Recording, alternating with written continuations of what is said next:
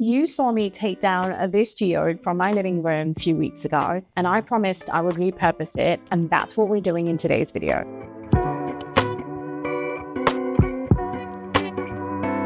But before I could do anything fun to this, I had to sand this. And you know that I would go to extreme lengths to not have to sand stuff. But unfortunately, in this case, I literally had no choice because the way I poured this geode, it had a lot of glitter lines and textured areas. And if I was going to pour on this again, I do need this to be a relatively level surface. So I had to spend a good amount of time sanding this down. 2,000 years later. Now, it's not looking absolutely leveled. It is still a bit textured, but honestly, I had had enough of sanding at this point, so we're just going to go with it now. Next step was to prime this. I did use black gesso and did a couple of coats of a good primer just to make sure that we have like a good level playing field to pour again on this substrate. A few moments later. So now that the geode is all set to be poured on, I've been thinking about what I want to do, and of course I could do a normal conventional geode pour, which obviously is stunning, but you know me, I want to do something different, and I've been looking at these dustpans, like these 3D printed dustpans which have these sections on Etsy, and I think they're meant for acrylic pouring. But that got me thinking, my brother recently just got a new 3D printer, and I wonder if he can get like a custom dustpan made for a geode. I think it's only fair that I bug him for this. Let's jump on a call and see if he can make this happen. Hi, what's up? Not much. You tell me what's going on. Okay, how do you feel about 3D printing something for me? Well, what do you have in mind? Okay, so I want like a dustpan. Do you know like a dustpan, like the brush and the dustpan? Right. So I want a dustpan, and like I want it sectioned, and then I want to be able to pour resin in it, and then like do like a all dustpan. things, you could ask me to make a dustpan. Yeah, fun, no? Okay, if you say so. Just to like set the expectations, you're going to be printing a lot of stuff for me. But let's start with the dustpan because I need it for this project that I'm working on. And yeah, so I want like a section dustpan. I have like seen some of these on Etsy, but like I'm hoping you can then print me like a custom one. You'll know more when I like actually send you like some references. But can you do that for me? Custom one. Okay, the thing is, I do have the 3D printer and I've been making stuff all over the place like continuously, but I don't know how to 3D model at all. I've been using existing models and I can like adjust them or modify them a little bit in the slicer, but that's sort of the extent of what I am capable of. But I do have a friend who does 3D modeling and he does freelancing work for 3D modeling, so maybe I can get his help.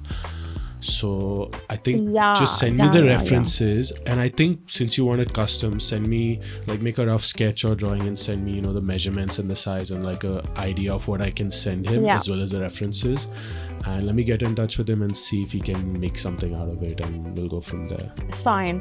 And do you have ABS? I do have ABS. Yeah. Okay, because like I'm thinking like with the resin, because I want to use it for resin, so I'm thinking like if I have any chance of actually reusing this, the resin should technically peel off it, so use that.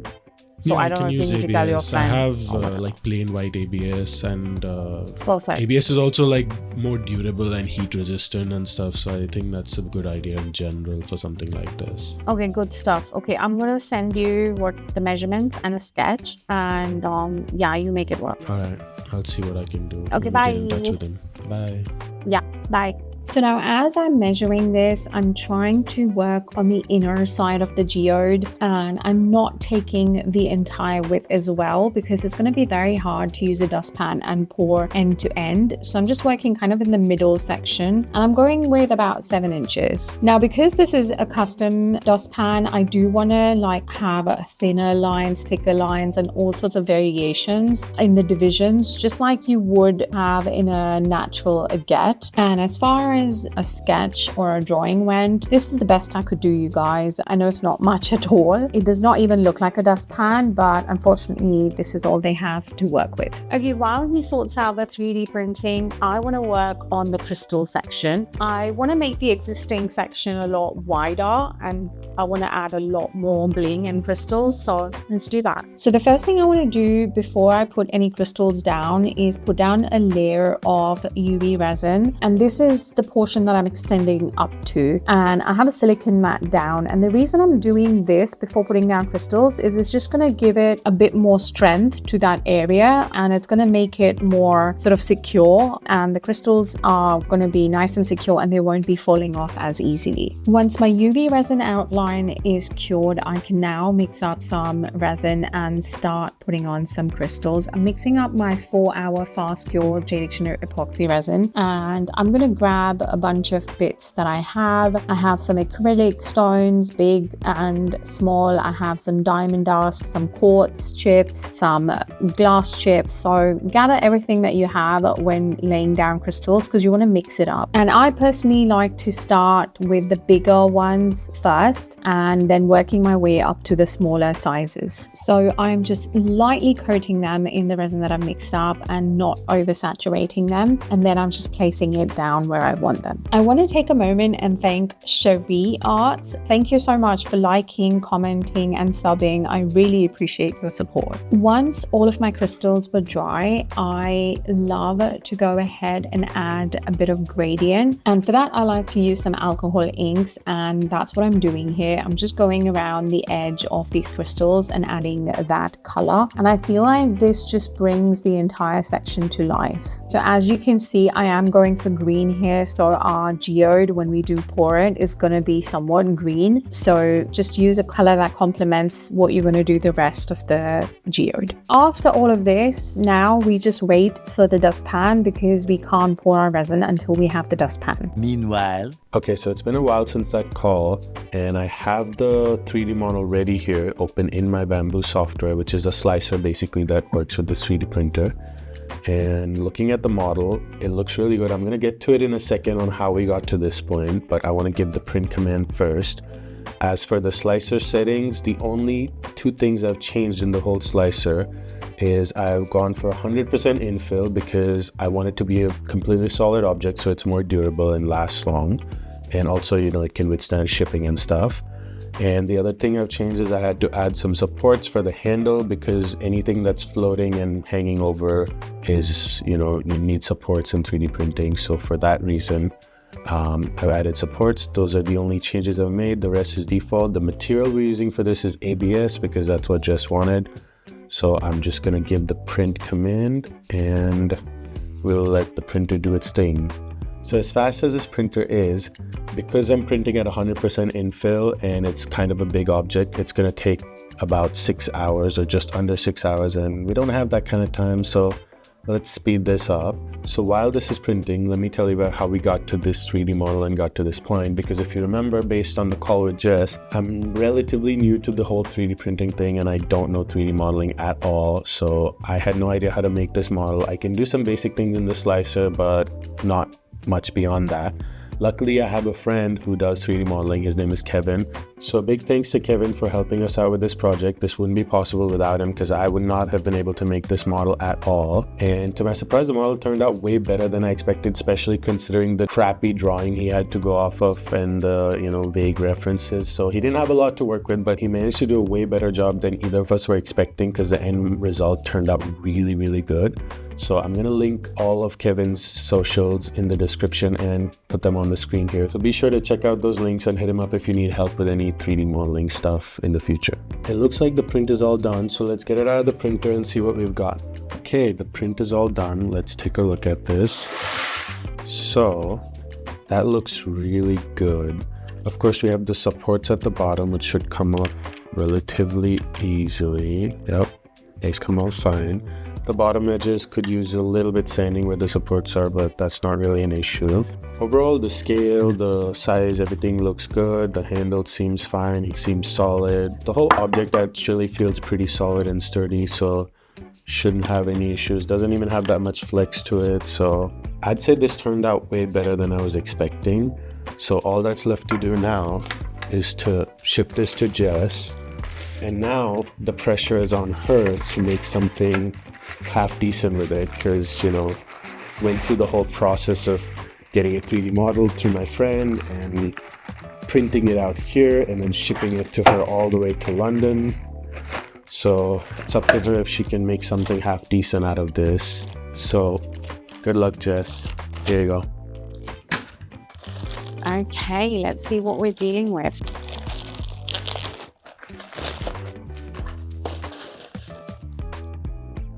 Oh my God, it is perfect. It is absolutely perfect. It is better than what I expected. This is awesome. This is going to be so great. I cannot wait. I'm going to mix up my resin. I can't believe how perfect it is. Like, look how smooth it is.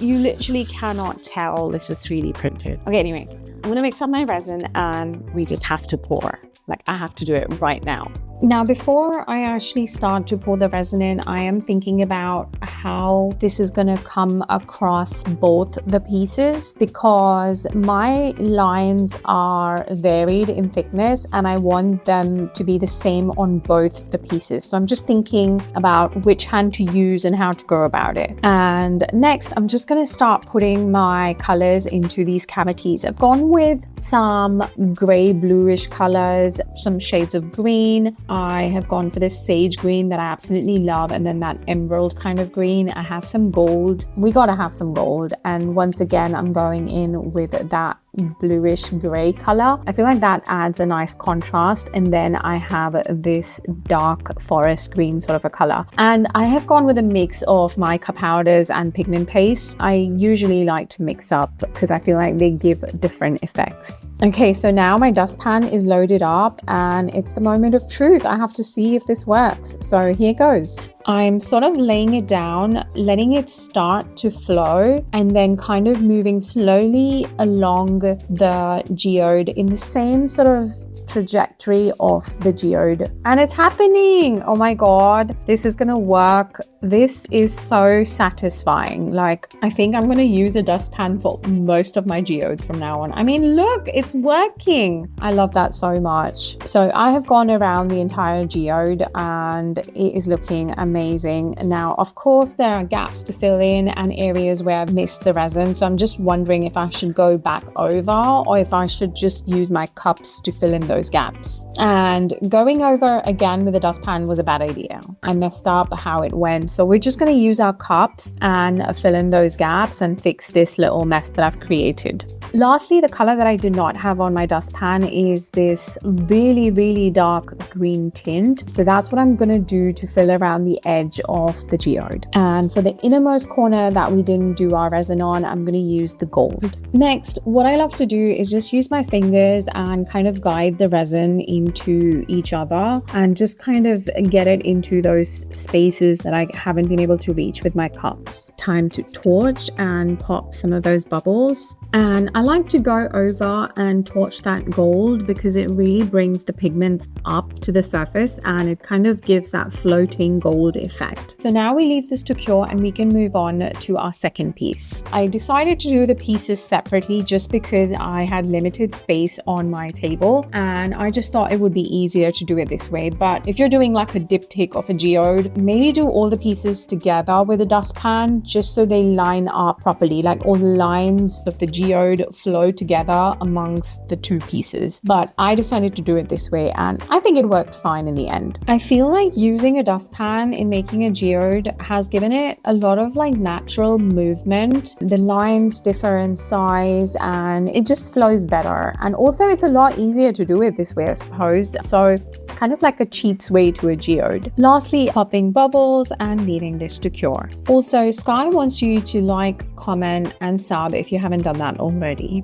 Okay, so my geode is now completely cured and it looks stunning as it is. I think I'm not going to do any more glitter lines and stuff to it. All I'm going to do is go over with a black marker in the darker portion and a green marker in one of the other areas, and that's it. That's it for the details. Like, I feel like it just looks so stunning as it is. I don't want to overdo it on this one. And that's one of the things about art. I feel like it's important to know when to stop. Let me know in the comments if you would have gone further and done those typical classic glitter lines. Next thing, we are going to move on to the flood coat, but before I did that, I did want to adorn it with some natural agate slices. This is some green agate that I had, and I'm using some UV resin to put these down, and I'm gonna make sure that these are nice and secure before we do our flood coat. And here is a little montage of some satisfying top coat. I have a job, it's actually quite fulfilling, though my hairline is thin. I read self-help books, I do meditation, walks in the woods, a new destination. I sit with my feelings, sometimes I'm even journaling. Now, my geode is looking stunning, but the back of it still looks quite scruffy. So we're gonna go ahead, bring our sander out once again, sand down those edges and the drips that we have on the back, and finally we can move on to finishing this. Much later. Once it was sanded, I went ahead and painted the back because I did want it to look neat, and I'm just using black in this case. Next thing I want to do is touch up that gold edge that we have, and I'm using liquid gold by Montana and just kind of dabbing it on into areas that have kind of gone dull over time, or that I've ended up putting paint on. So just cleaning up and touching up that gold. I also went around the gold area of the crystals and gave them a little touch up as well. Next, I grab my gold marker. Again, this is by Jade Officials, and I'm going around the edge where the resin meets the textured gold, and I'm just going around and making sure that it all lines up and kind of looks like it flows into each other. And I feel it's the little touches like this that kind of really make a piece, oftentimes the smaller things. And this is the reveal, you guys. I don't think it's possible to be more obsessed with this. I mean, I literally cannot get over it. It is drop dead gorgeous, if I can say that to myself. But I just need to spend some time with it. I just need to sit with it and admire it, just like stare at it for a bit. I love it so much. It's giving malachite, it's giving a green agate. I love that I added those agates because that's kind of like what it is in a larger form, if you will. I still have the dustpan and I'm excited to maybe try it with some other techniques. So let me know in the comments if you have any ideas. But this project, I'm going to list it up for sale. So if you're interested, you know where to find me and you can check with me if it's still available. I hope you've enjoyed this video and I shall see you in the next one. Bye. If you've enjoyed this video, YouTube thinks you will like these too. So go check them out.